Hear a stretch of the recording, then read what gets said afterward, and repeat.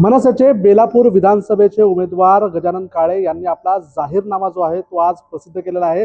नेमकं या जाहीरनाम्यात काय आहे तर काय सांगाल? जाहीरनामा प्रसिद्ध केला आहे, नवी मुंबईकरांसाठी या जाहीरनाम्यात काय आहे? नाही बघा, आम्ही सातत्याने शिक्षण, आरोग्य, रोजगाराचा विषय बोलतोय आणि आम्ही आमच्या जाहीरनाम्याला गजाननाचा कर्तव्यनामा, नवी मुंबईकरांप्रती हे आमचं कर्तव्य आहे म्हणून शालेय शिक्षणाची जी फी आहे ती पुढची 5 वर्ष यांचं ऑडिट करून वाढू देणार नाही।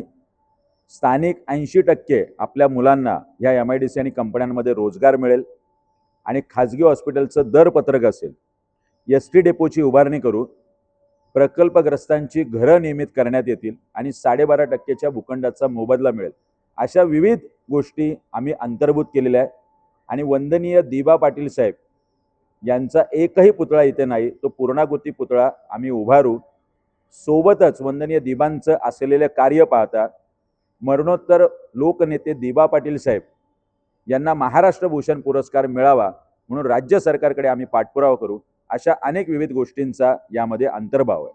आजच्या पत्रकार परिषदेमध्ये आपण एक बॉन्ड पेपर देखील दाखवलेला आहे, त्याचबरोबर एक चर्चासत्राचं निमंत्रण जे विरोधक आहेत त्यांना दिलेलं आहे। नेमकं हे काय आहे, काय सांगा? हे बघा, मला अनेकांबरोबर मी ज्या पद्धतीचं नवी मुंबईचं राजकारण सुरू आहे, एका रात्रीमध्ये वेषांतर करून दुसरा कोट चढवायचा आणि भारतीय जनता पक्षातून घराणेशाहीतून आलेलं संदीप नाईकांचं नेतृत्व स्वतःवर अन्याय असलेला नवी मुंबईकरांवर अन्याय झालाय म्हणून सांगून राष्ट्रवादीच्या तुतारीत जाते। या अगोदर यांनी 3 पक्ष बदललेत, मंदाताई म्हात्रे यांनी 3 पक्ष बदललेत। लोक आम्हाला प्रचाराच्या वेळी विचारतात, काय गॅरंटी आहे गजानन काळे की तुम्ही पक्ष बदलणार नाही? मी आज लेखी स्वरूपात हे बॉन्ड पेपरवर लिहून दिलंय। 2009ला माझी राजकीय कारकीर्द सुरू झाली। 2009 पासून ते आत्तापर्यंत आम्ही सन्माननीय राजसाहेब ठाकरे त्यांच्या विचारांशी, पक्षाशी, तत्वाशी एकनिष्ठ आहोत। उद्या आमदार झाल्यानंतर सुद्धा आम्ही पक्षाशी एकनिष्ठ राहू।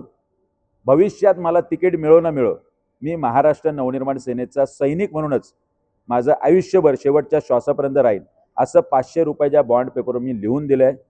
संदीप नाईकांनी हे धाडस करून दाखवावं असं माझं खुलं आव्हान आहे की हे 4 पक्ष बदलून आल्यानंतर आपण शेवटपर्यंत उद्या तुतारीतून निवडून तर आपण येणार नाही, पण पडल्यानंतर सुद्धा आपण पक्ष बदलणार नाही, हे आपण बॉन्ड पेपरवर लिहून द्यावं असं मी आव्हान केलंय। खुल्या चर्चेचं सुद्धा मला वाटतंय राजकारणामध्ये खुली चर्चा असणं, सकारात्मक चर्चा होणं, संवाद सोडणं हे मी कधीही सोडलेलं नाही। नवी मुंबईकरांनी सुद्धा जो सुसंस्कृत आहे, जो सुशिक्षित नवी मुंबईकर आहे, मी मंदाताई म्हात्रे, आदरणीय मंदाताई म्हात्रे आणि संदीप नाईक यांना खुल्या चर्चेचं आव्हान दिले। आपण 10 वर्ष संदीप नाईक ऐरोली विधानसभेत आमदार होते, 10 वर्ष मंदाताई म्हात्रे बेलापूर विधानसभेत आमदार होत्या। 10 वर्षात आपण राज्य केंद्र सरकारकडून कुठल्या योजना आणल्या, आपण कुठले प्रकल्प आणलेत आणि आपण काय कामं केलीत, हे येऊन या खुल्या चर्चेत 15 तारखेला शुक्रवारी दुपारी 3 वाजता छत्रपती शिवाजी महाराजांच्या पुतळ्याच्या समोर येऊन आपण यावं आणि हे सांगावं। मी स्वतःही 10 वर्ष मनसे म्हणून काय कामं केली हे सांगायला तिथे येणार आहे। आजच्या पत्रकार परिषदेमध्ये आपण एक गंभीर आरोप केलेला आहे, तिकीट विकत घेतल्याचा आरोप केलेला आहे, थेट प्रदेशाध्यक्षांवरती आरोप आहे। काय नेमका आरोप? बघा, गेली 4-5 महिने एक व्यक्ती पोस्टर बॅनर लावून राष्ट्रवादीच्या तुतारीचा प्रचार करतो। अचानक त्याचं तिकीट कापलं जातं ऐनवेळी आणि महापालिकेचे माजी आयुक्त बॅनर लावतायत की त्यांना शिंदे गटातून तिकीट मिळालं नाही म्हणून ते तुतारीत प्रवेश करणार आहे आणि त्यांचं तिकीट डिक्लेअर आहे असं ते स्वतः मीडियाला सांगतात आणि कार्यकर्त्यांना सांगतात। त्यांचे बॅनरचं पेस्टिंग सुद्धा सुकत नाही, त्याच्या अगोदर संदीप नाईक जातात आणि तुतारीत प्रवेश करतात आणि तिकीट घेऊन येतात।